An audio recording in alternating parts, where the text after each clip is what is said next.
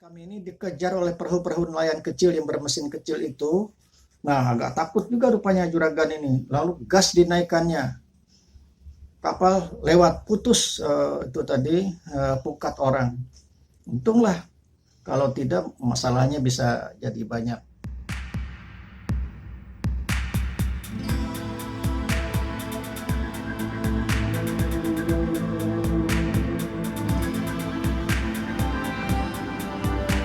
Assalamualaikum. Berjumpa lagi dalam channel Ada Satu Kisah.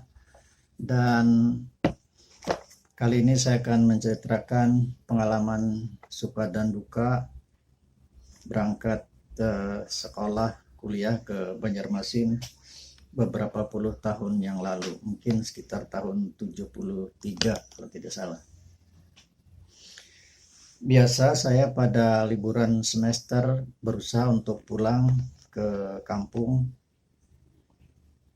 dan setelah beberapa hari biasanya segera ke Banjarmasin karena perjalanannya jauh. Saya perlu pulang karena ingin bertemu keluarga, ayah, ibu, saudara, dan yang tidak kalah pentingnya adalah minta tambahan biaya untuk sekolah, bayar SPP dan sebagainya. Suatu hari pada saat liburan semester saya berangkat kembali ke Banjarmasin. Saya naik kapal sungai. Kapal sungai itu 4 hari kira-kira baru sampai ke Pagatan. Dari Pagatan saya akan mencari tumpangan lewat laut ke Banjarmasin. Saya menunggu di pelabuhan di Pagatan beberapa hari. Hari pertama saya datang ke situ ada kapal kesampit. Datang kedua kesampit lagi, datang ketiga kesampit lagi, keempat ke Gresik, kelima ke Semarang. Tidak ada yang ke Banjarmasin. Pada sore hari keempat ada yang ke Banjarmasin. Kapal kecil,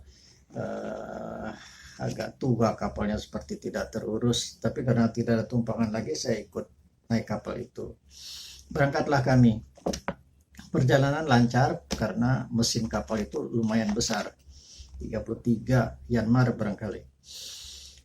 Nah, dari Pagatan sampai Selat Jeruju, Pulau Damar, Teluk Sebangau sampai ke ujung Melatayur. Hari sudah menjelang sore, malam. Nah, dari ujung Melatayur ini kapal itu tiba-tiba dimatikan. Rupanya ada masalah dalam as rodanya. Jadi ini misalnya ini kopling ini as, di sini kan ada penguncinya. Nah, penguncinya ini yang disebut mereka spi, ini yang tidak bisa, walaupun mesinnya hidup, asnya, rodanya tidak bisa berputar. Ramai mereka memperbaiki itu, tidak kelar-kelar. Saya iseng-iseng turun juga ke melihat apa yang diperbaiki. Lalu rupanya mereka membuat sepi untuk pengganti yang rusak ini tadi, pengunci itu tadi. Lalu ada itu tangkai seserok kerinjing, sunduk kerinjing itu dibuat, dipotong. Saya ikut memotongnya pakai gergaji, kemudian digerinda, dimasukkan lagi ke dalam sambungan ini tadi, pas. Jalanlah kami, alhamdulillah. Ternyata baru 1 jam jalan sudah rusak lagi ini. Hari menjelang malam, tidak ada daya upaya lagi. Kapal terombang-ambing, ombak besar, hujan rintik-rintik, angin bertiup kencang. Di kapal itu ada yang sudah muntah, ada yang menangis, ada yang berdoa, ada yang mengaji baca yasin, ada juga yang seperti berdoa minta tolong hantu laut barangkali. Tapi tidak bisa apa-apa. Juragan sudah seperti kebingungan ditanya oleh para penumpang. Sampai jam 2 malam.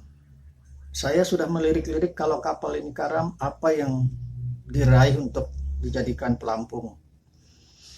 Ada kepapan, tutup palka, ada bambu dan macam-macam barang yang ada drum, itu mungkin bisa dipakai.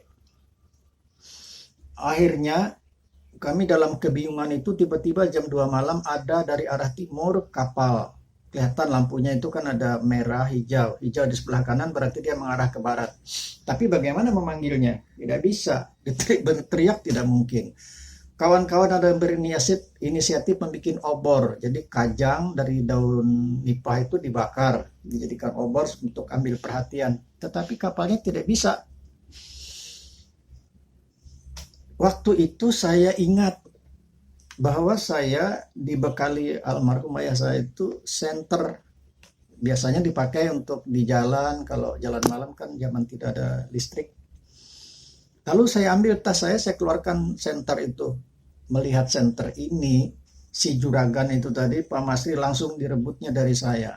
Diambilnya senter itu lalu diberinya aba-aba ke kapal yang sedang lewat. Mungkin beliau ada juga mengerti SUS barangkali ya. Itu tanda-tanda Morse. Singkat cerita, kapal itu mengarah ke kami dan dari komando sambil berteriak-teriak dia mengajak supaya ditarik kembali ke pagatan. Diulurkannya tali yang diikat pada tank plastik, kemudian diangkat talinya, diikat di kapal, ditarik. Aman, akhirnya sampai pagi-pagi di pagatan. Mesin diperbaiki, rupanya kapal yang menarik kami tadi adalah pembawa material untuk membangun sawmill di Pagatan. Sore hari mesinnya penyambung as tadi sudah jalan lagi, bagus.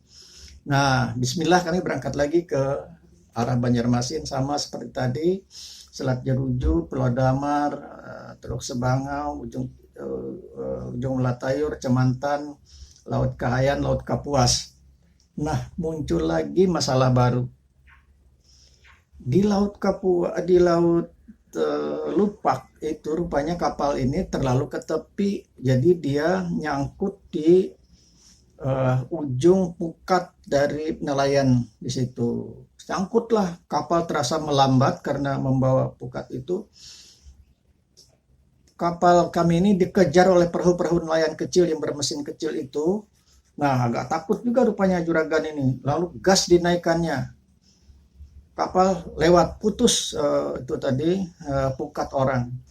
Untunglah, kalau tidak masalahnya bisa jadi banyak. Mungkin karena saking takutnya, seharusnya lepas dari Lupak itu kan ke kiri, ke utara. Tapi ini asik dia langsung ke timur. Akhirnya lewat Muara Barito sampai ke Teluk Tabunio.